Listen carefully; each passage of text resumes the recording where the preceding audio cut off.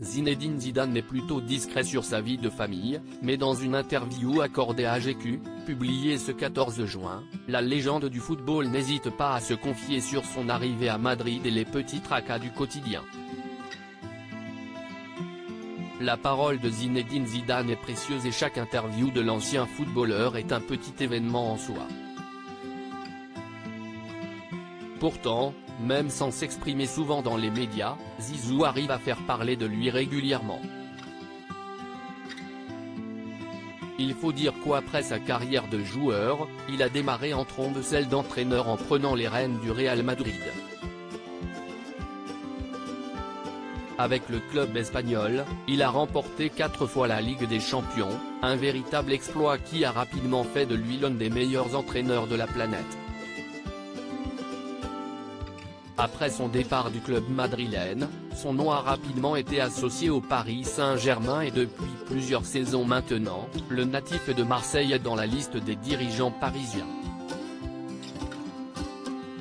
Pourtant, Zinedine Zidane ne rêve que d'une chose, prendre la place de Didier Deschamps à la tête de l'équipe de France.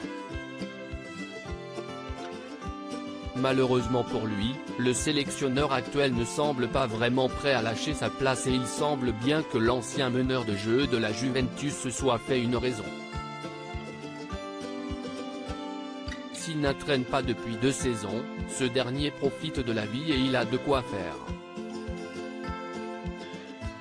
Marié depuis bientôt 30 ans avec Véronique, le champion du monde est l'heureux papa de 4 grands garçons, qui partagent tous la même passion que leur père pour le football, ce qui l'a bien aidé pour leur éducation.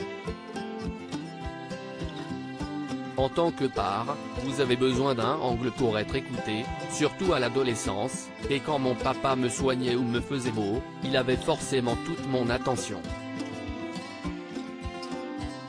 Avec mes enfants, ma porte d'entrée si est toujours le foot.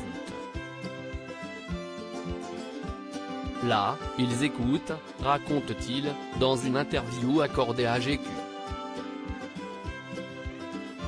Enzo, Lucas, Théo et Elias sont tous devenus, ou sont en passe de devenir, des joueurs de football professionnels, mais pour Zinedine Zidane, devoir gérer des enfants passionnés de sport à la maison n'a pas toujours été simple.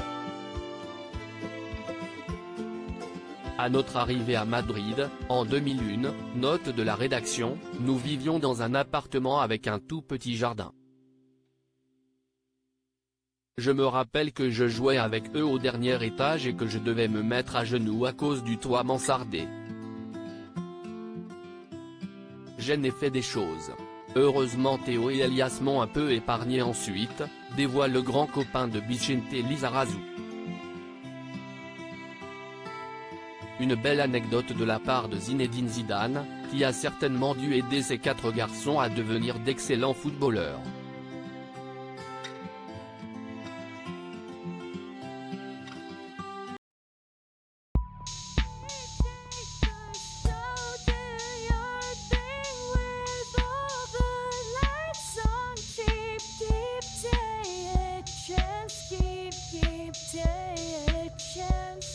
You